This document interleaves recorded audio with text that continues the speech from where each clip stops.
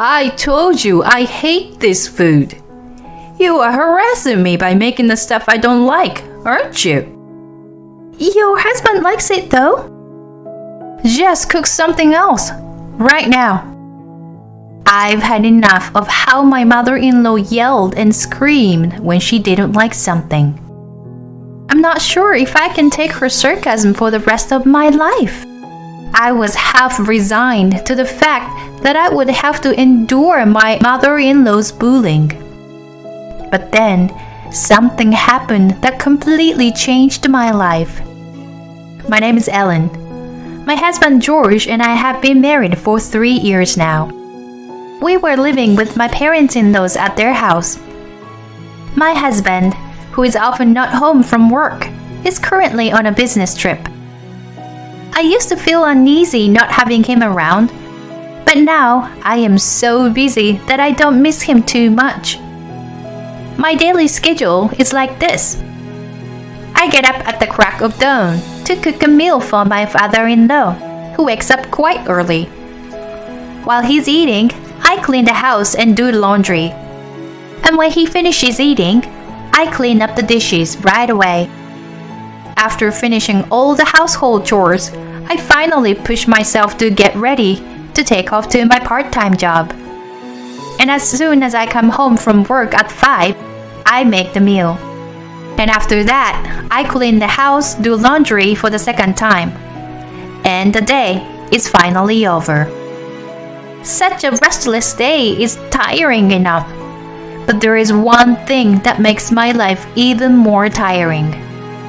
That was my mother-in-law's bullying. Although my mother-in-law does not work and stays at home all the time, she does not do any housework.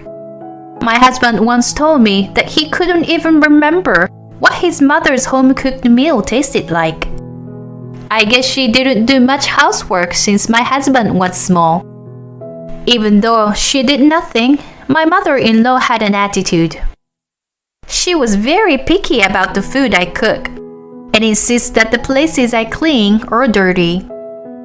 I felt terrible that she would go to such lengths to make me feel bad about myself. My mother-in-law seems to have made it her hobby to bully me. Because she was such a person, she was well known in the neighborhood as a show-off. She would wear jewelry that didn't suit her fat fingers and stroll around the neighborhood. When they saw her, the neighbors would say she looked nice even though they didn't think so. The neighbors didn't want to upset my mother-in-law. All the reason for that was my father-in-law. My father-in-law was an executive at a well-known local company. He's retired now, but he's a well-liked figure, and he's still involved with people he knows from work. There are a lot of people who works for the same company as my father-in-law, so he is a big part of the community. That's why the neighbors were so concerned about my mother-in-law. My father-in-law was never bossy, but my mother-in-law was always bossy because of him. The neighbors didn't like it, but they never talked back. I felt like I had no one on my side when I saw how they handled things. No matter what my mother-in-law did to me, I had no one to talk to in the neighborhood. But my father-in-law was very concerned about me.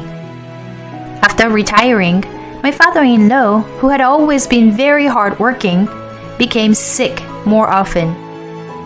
Then, unfortunately, he was diagnosed with cancer. It was very advanced, so he was told that he needed to prepare himself. I am so grateful for my father-in-law, who is the complete opposite of my mother-in-law. I understand that is also because of him that we have been able to live without worrying about finances. To show my appreciation, I try to take care of my father-in-law as much as I could. I talk to him to keep him occupied and sometimes play cards with him. The most important thing I did was to prepare easy-to-eat meals for him so that he could get as much nutrition as possible. My father-in-law was happy that I cared, and he said many words of thanks to me. Thank you. I'm happy every day. No. I'm just doing what I can. I'm sorry for the burden my wife has put on you. She just doesn't do anything around the house. My father-in-law seems to be concerned about my mother-in-law's laziness. I guess my father-in-law's gentle nature makes it difficult for him to say anything about my mother-in-law's behavior. Still, it was enough for me that he knew my mother-in-law treated me badly. I'm sorry for leaving everything to you, Ellen, when my wife is the one who should be doing a better job. You don't have to force yourself to take care of me, you know? No, please don't say such a thing. I just want to repay you for everything you've done for me. Thank you.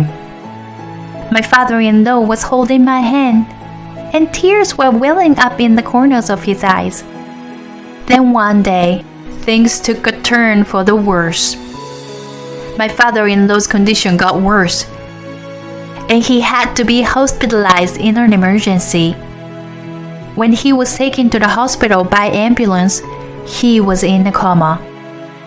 The doctors told us that they didn't know how much time he had, and that my family had to be prepared. It was so sudden that my mind was in a state of panic.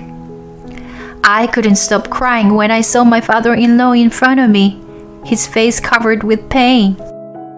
I thought my mother-in-law must have been very distressed under such circumstances, so I asked her how she was doing. However, she had a look on her face that I did not expect.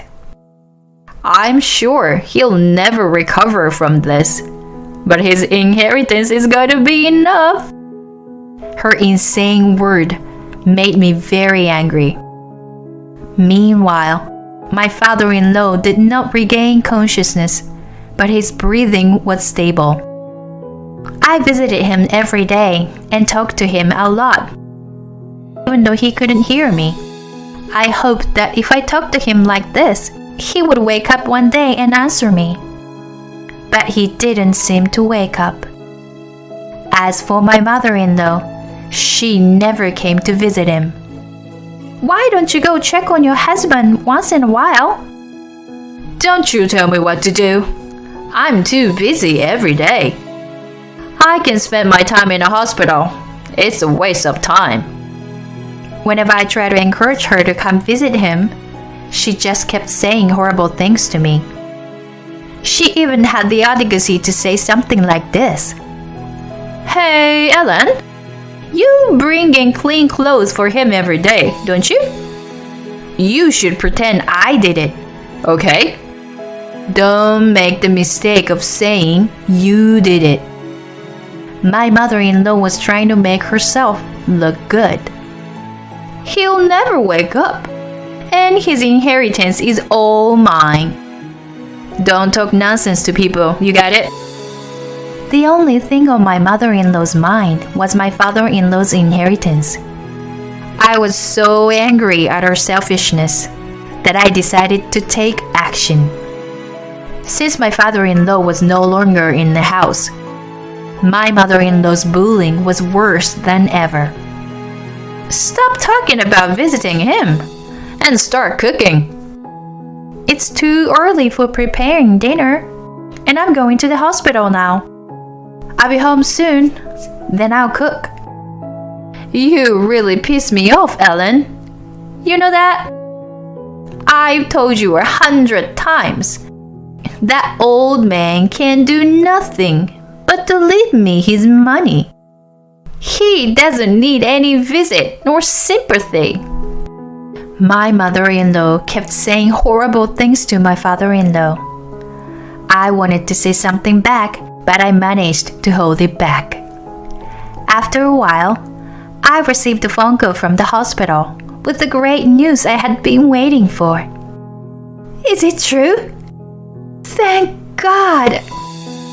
My father-in-law finally woke up from a coma. And to my surprise, His condition had stabilized. I immediately went with my mother-in-law to the hospital room. Welcome back. Good to see you. Me too. I'm sorry for all the trouble I caused you. My father-in-law smiles peacefully. My mother-in-law acted like she was overjoyed to see my father-in-law. Honey, I took care of you every day. I see. My clothes are clean. You did all this for me? Yes, I did everything. My mother-in-law stared at me. I guess she wanted me to play along with her. I ignored her signs and let her out of my sight. I could tell by the way she looked at me that she was annoyed with me for not listening to her. And my father-in-law didn't miss it. Well, I'm gonna go now. I have some errands to do. So, please take care of the rest. Okay, Ellen? My mother-in-law was in a bad mood because I ignored her sign. She looked at my father-in-law's face for a moment and left the hospital room. Ellen, are you okay? What? What do you mean? My wife's attitude was strange, wasn't it? I thought it was you who took care of me all the time. My father-in-law saw through it all. Well, I think you would be shocked if I told you the truth. Don't worry. I'm fine now. Just tell me the truth. Did she do anything to you while I was gone? The truth was that I have been keeping evidence to tell someone about what my mother-in-law has done. I kept it for the right reasons, but I never thought I would have to share it with anyone. Well, I'm sorry if this makes you sick. But here, please listen to this. I felt so bad that I took out my voice recorder and played the recording of her voice. I was sure my father-in-law couldn't bear to hear everything my mother-in-law said on there. When my husband dies, I want my inheritance to all myself. I want my husband to die soon. I don't want to take care of him. It's a waste of time. Such statements were all over the place. I looked at my father-in-law with concern, but he was laughing instead. She's turned into a greedy bastard, hasn't she? I can give any of my inheritance to such a woman. He was laughing, but I could sense that he was very angry inside. A few days later, my father-in-law's health became stable and he was able to leave the hospital. After returning home, my mother-in-law went out for her way to tell my father-in-law how hard it was to take care of him every day. My father-in-law did not object to this and just listened. Shortly after he came home, my husband came home from his business trip to see his father. Dad, I'm sorry I'm late. I'm fine, as you can see. But more importantly, how's work? Yeah, it's all good. They changed the location for me. That's within commuting distance from here. I'm really glad that you and Ellen are looking out for me. My father-in-law seemed to be really happy that my husband and I were there for him. From then on, my husband and I continued to care for my father-in-law. He recovered temporarily, but his health did not completely improve. I can tell he is getting weaker and weaker every day. This time, I realized that the real goodbye is approaching. My husband and I promised ourselves to do our best until we had to say goodbye. However, my mother-in-law was still the same as before, not taking care of my father-in-law at all. She would just went out and wasn't home. I guess she thought that now that my husband has come home, she can take it easy with more hands. Also, my father-in-law and my husband came back at the same time. It seemed to make it harder for her to bully me. My father-in-law was eating less and less, and it was obvious that he has no time. He said his last words to us as he was trying to squeeze them out. "Thank you both so much. I've left you a will, and I'd like you to read it after I'm gone. It was very nice of you to take care of me until the end." With these words, his life came to an end.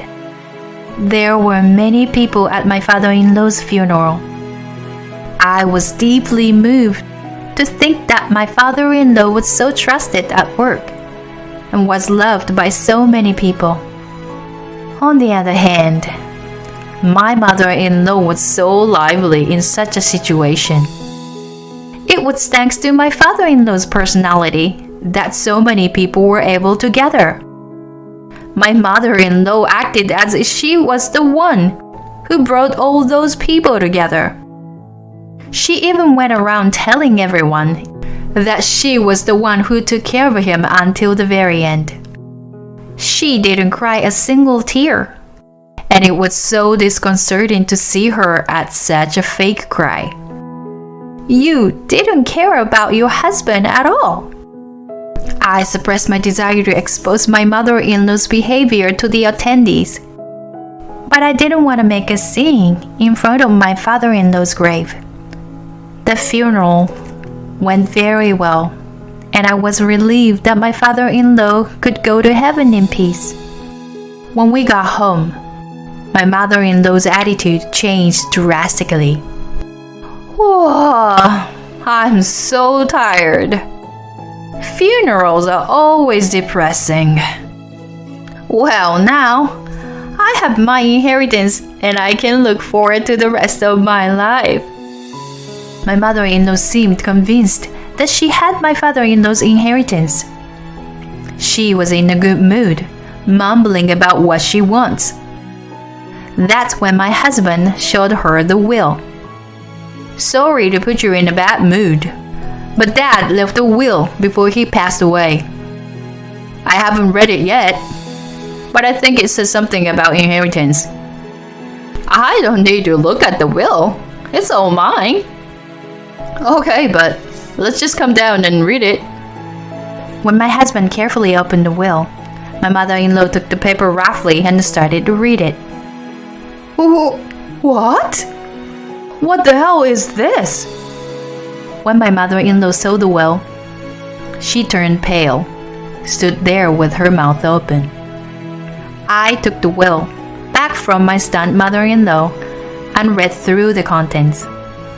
It stated that I will inherit everything my father-in-law had. It also says that I'm the heir, but that he wanted the inheritance to be used by me and George as a couple. Ellen took care of Dad while I was away. This totally makes sense. That's how grateful he was to Ellen. But all of it? This is so wrong. She interrupted our conversation and started screaming. "It's not right that you, a stranger, should get the whole thing. She must have forged the will. You flirted with him, you dirty little bitch." "Hey Mom, stop." Finally, my husband started to get angry. "You've never taken care of Dad. I've heard stories from both Ellen and Dad. That's why he's so grateful to Ellen for helping him when he was in need." My mother-in-law became hysterical and started crying. Please, at least leave me the house." I did feel sorry for her to lose the house she has lived for a long time. To calm my sobbing mother-in-law, I decided to give her a small portion of my inheritance. "Then, you will have this house. I know you don't have any money, so I'll give you some.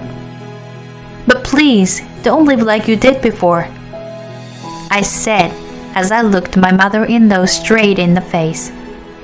We are leaving this house, so please live on your own. Right after she knew she would get the house and some money, her mood changed all at once. Oh, thank God! I was afraid I'd lose the house too. If you're gonna live, now, get the hell out. And then she went right back to being a big jerk. I was so frustrated that I fell for my mother-in-law's fake cry. But if I leave this house, I will never have to live with my mother-in-law again.